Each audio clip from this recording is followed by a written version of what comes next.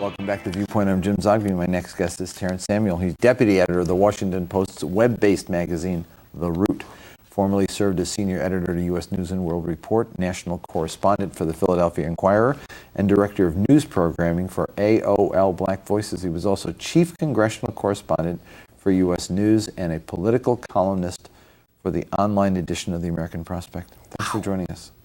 I know, that's when they do that with me too, sometimes I get tired. I think about it all. Thanks for having me. I thought this was going to be a very different election. I mean, the way I wrote about it a while back was I said, here you had two very distinct images of being American, sort of the son of the grandson of the admiral and who's the war hero, this other public servant who's devoted his life to serving communities, and the global individual versus the sort of very traditional one. I mean, both authentic but totally distinct, and both of them with a real appeal to the center and to intelligent debate.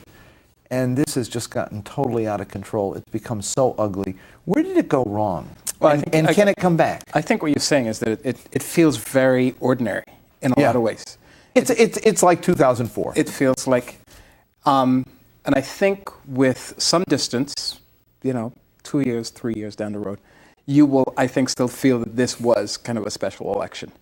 However, the closer we get to contesting this, and it's a very big deal, they're resorting to tricks that we recognize that feel old, and they no longer seem quite as refreshing, either of them, as they once did.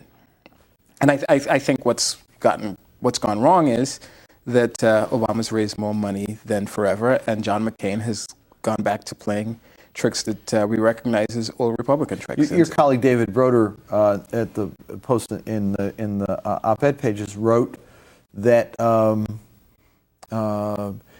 they should have done these town meetings across the country. That would have civilized the debate.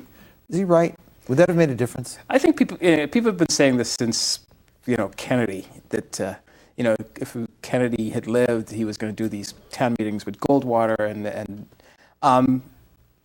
but they have worked, yes. But I think what you're seeing is candidates playing to their advantage. Obama saying, no, I'm not going to do town meetings because that probably helps John McCain a little. I'm not sure that's true. John McCain going after Obama as this kind of elitist, arrogant person.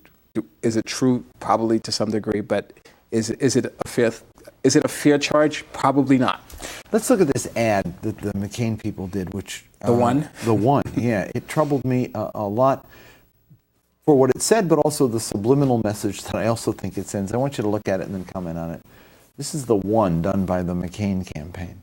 We know that in 2008 the world will be blessed.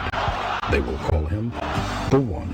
A nation healed, a world repaired. We are the ones we've been waiting for. And he has anointed himself, ready to carry the burden of the One. To quote Barack, I have become a symbol of America, returning to our best traditions. You can do no wrong. Do you have any doubts? Never.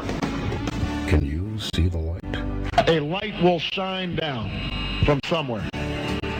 It will light upon you. You will experience an epiphany. And you will say to yourself, I have to vote for Barack. And the world shall receive his blessings. This was the moment when the rise of the oceans began to slow and our planet began to heal. Behold his mighty hand. Barack Obama may be the one, but is he ready to lead? There's a lot going on there. I have to say, I saw this ad coming. Yeah. In that, he made these great speeches with these incredibly poetic, non-political lines, and you saw somebody's going to use that. But we live in the one comment was a joke about the heavens opening and stuff. He was making a joke there. They pulled that out as if it were a serious It's line. completely out of context, which politicians do all the time. Probably not with quite the sledgehammer. Yeah. We live in a post-ironic age. I mean, people either get this or they don't. I think the Obama campaign was right to take it and play it as a joke. There's going to be a lot more of this. I mean, I think what it says is that McCain and the McCain campaign know that they're playing from way behind, and then they're willing to, from very early on, try anything. Is there, as one of your colleagues at the American Prospect suggests, racism in this?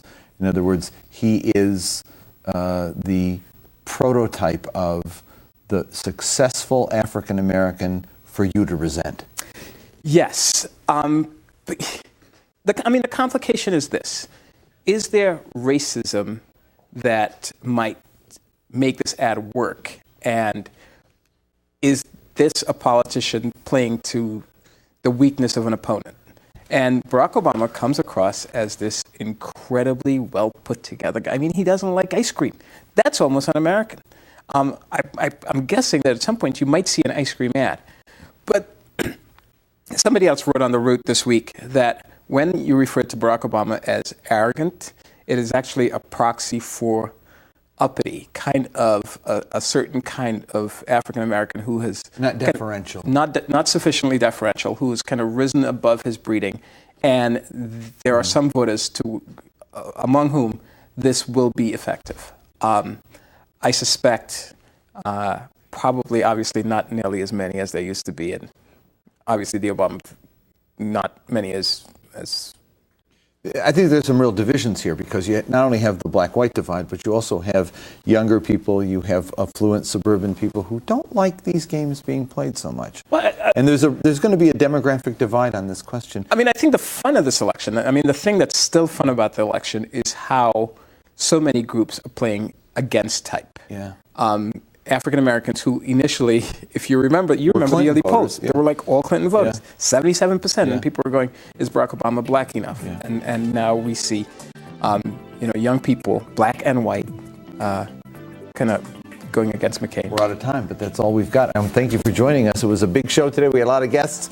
I'll see you next week on Viewpoint. It's Jim Zogby saying goodbye for now.